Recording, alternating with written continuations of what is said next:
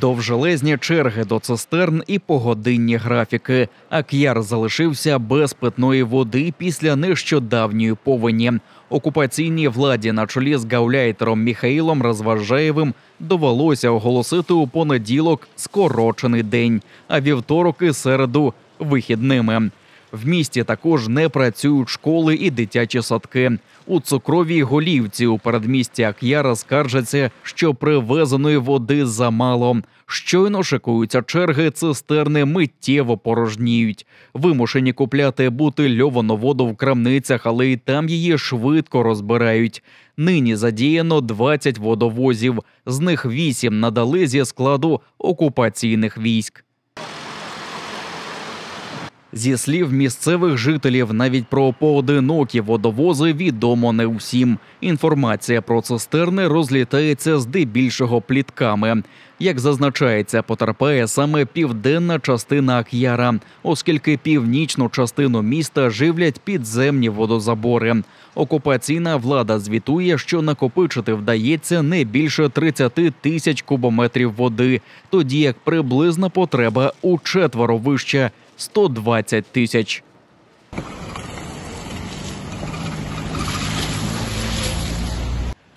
Гауляйтер Ак'яра Міхаїл Розважаєв винуватить в усьому стрімкий підйом води у річках після зливи минулої п'ятниці. Мовляв, силові потоки забруднили Чорноріченське водосховище, яке служить основним джерелом питної води для перенаселеного колонізаторами Ак'яра. Показники забруднення перевищено у 60 разів. Через це виведено з ладу очисні споруди, бідкаються окупанти. Вони тимчасово зупинили роботу водопроводу, щоб запобігти псуванню обладнання. Жителі найпостраждалішого села Чорноріченське, історично Чоргуна, вважають причиною бездіяльність окупаційної влади. Скажите, пожалуйста, на каком основании людей, которые живут вообще по всей деревне, никаким образом не предупредили? Ничего, никакого оповещения, системы оповещения не было. Просто люди пошли друг друга будить, и, естественно, это помогло. Так бы, извините меня, никто бы ничего и не знал. Почему так происходит? Почему не чистятся каналы? Почему не расчищается лес? Почему никакие меры не предпринимаются до тех пор, пока, извините меня, таких бедствий не принесет? Вот почему, кто людям сейчас будет возмещать? Якщо в селі Чоргуна причиною затоплень і забруднень вважають захаращені річки, то у кількох кілометрах звідти житловий комплекс російських колонізаторів. Так званий ЖК Дергачов звели без дощової каналізації, тому мікрорайон Дергачі після кожної зливи паралізують брудні потоки. Жизни нет, уже не останавливаться, мы не можем машины припарковать. Мы боимся за наше имущество. Окупаційна влада Ак'яра закликає лише терпіти, бо ж водопостачання у повному обсязі зможуть відновити не раніше, ніж у четвер. Жодних компромісів щодо Криму, Донеччини чи Луганщини бути не може. Так, речник Міністерства закордонних справ України Олег Ніколенко відповів на слова проросійського прем'єра Словаччини. Роберт Фіцо заявив про необхідність пошуку компромісу з Росією, назвавши звільнення українських територій нібито нереалістичним. Україна та партнери докладають зусиль задля виведення росіян із Криму, Донбасу та Луганська, щоб вони не пішли далі, зокрема й до Кошицького, Пряшівського та інших словацьких країв. Давайте говорити відверто. Без безпеки в Україні не буде безпеки ні в Словаччині, ні в Європі загалом. Маємо спільними зусиллями наближати українську перемогу.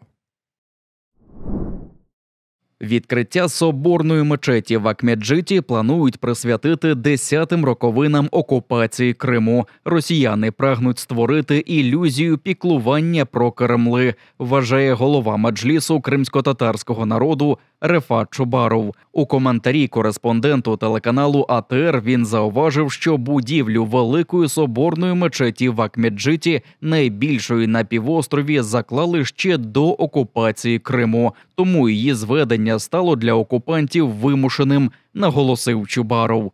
Буду стверджувати, що вони в однаковій мірі опікуються розвитком всіх, хто живе в Криму, незважаючи на їх віросповідання. Я впевнений, що люди правильно все це оцінюють, і відкриття соборної мечеті аж ніяк не зможе приховати масові переслідування і репресії проти кримсько-татарського народу, проти мусульман.